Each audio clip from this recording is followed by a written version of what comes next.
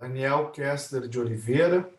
advogado, inscrito na OAB sob o número 79067, falando nos autos do recurso de apelação número 52-39-779-75-2021-821-70-00, representando Giovanni Negrini.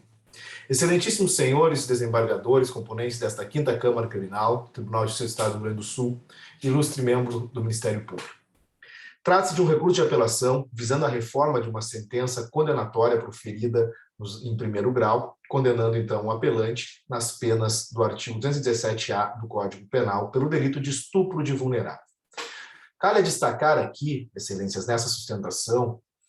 que elaborou acertadamente o membro do Ministério Público em seu parecer quando entendeu de forma correta inexistir prova suficiente para embasar esta condenação, o que justificaria, então, o provimento do recurso com a reforma da sentença. Isso porque é sabido que em delito dessa natureza, a palavra da vítima possui especial valor, seja pela relação íntima em que o fato muitas vezes se dá, seja pela insuficiência de outros meios probatórios, como, por exemplo, uma perícia, em casos em que não se deixa vestígio, onde não há uma marca desta suposta violência. No entanto, não se está a questionar isso, em que pese em um sistema de justiça pautado pela presunção de inocência e pelas diretrizes principiológicas que embasam o nosso processo penal democrático, não há nenhuma prova absoluta. Mas não se necessita questionar isso porque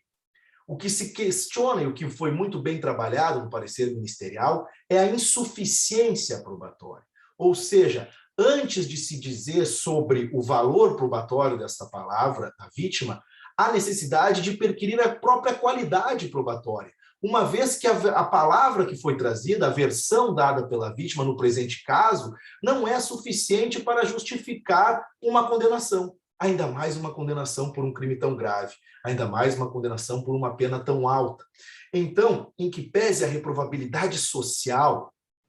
e todo o peso que tem um delito dessa natureza, não há de se olvidar a necessidade de uma avaliação probatória responsável. No presente caso, a vítima relatou que o recorrente, ao entrar no banheiro, ela não viu o que caiu em seu olho, destacando que o réu não lhe pediu para fazer nada. Disse que, após fazer suas necessidades, limpou-se sozinho, não necessitando da ajuda do recorrente. Acrescentou ainda que ele não pediu para que não contasse nada aos seus pais sobre o que havia ocorrido. Vejam, é uma situação que destoa da maioria de casos dessa natureza, onde há um temor por parte da vítima, onde o agressor ameaça, constrange e diz para que não haja a reportação daquele fato para ninguém. Pois bem, então, no presente caso, está claro que não aconteceu isso, que não houve essa violência, que não houve esse constrangimento. Ora, e ainda que venhamos a pensar acertadamente que a violência não se constitui uma elementar desse tipo, o fato é que há uma dúvida muito grande, há uma incerteza se houve, de fato, qualquer ato libidinoso por parte do recorrente em relação àquela criança. Porque a própria criança não consegue esclarecer isso. Então, a prova, excelências, é totalmente insuficiente, de modo que não se justifica uma sentença condenatória, sendo necessário, portanto, a reforma desta sentença. De uma forma alternativa, ainda que acrescentando que a absolvição seja a medida impositiva diante da total ausência probatória, pode-se discutir, como a defesa trouxe em seu recurso, a desclassificação do presente crime. Isto porque não se desconhece como elaborou acertadamente o legislador em 2009 ao ampliar o crime de estupro, pois em muitos casos em que não haja efetivamente uma penetração ou um sexo oral, ou outras formas de um ato sexual, são situações que podem afetar a dignidade sexual daquela vítima. No entanto, não se pode trabalhar com situações,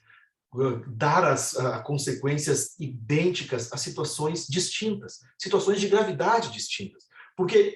não podemos ignorar que há uma diferença muito grande entre atos de uma importunação sexual onde não há um contato, onde não há uma agressão, onde não há um toque, com situações em que há uma relação sexual propriamente dita. Então, não se desconhece a necessidade de se criminalizar aquela outra conduta, mas não se concorda com essa equiparação. Então, o legislador que andou bem lá em 2009, também andou bem em 2015, quando trouxe outra figura delitiva, para que as coisas pudessem ser tratadas de forma diferente, porque se tratam de situações extremamente diferentes na consequência que traz para a vida das pessoas ali envolvidas. Portanto, excelências, diante do que fora trazido, reforçando os argumentos apresentados no recurso de apelação e nas contrarrazões do recurso de assistência, endossando o parecer ministerial, se pede aqui o provimento do recurso de apelação da defesa para absolver o acusado,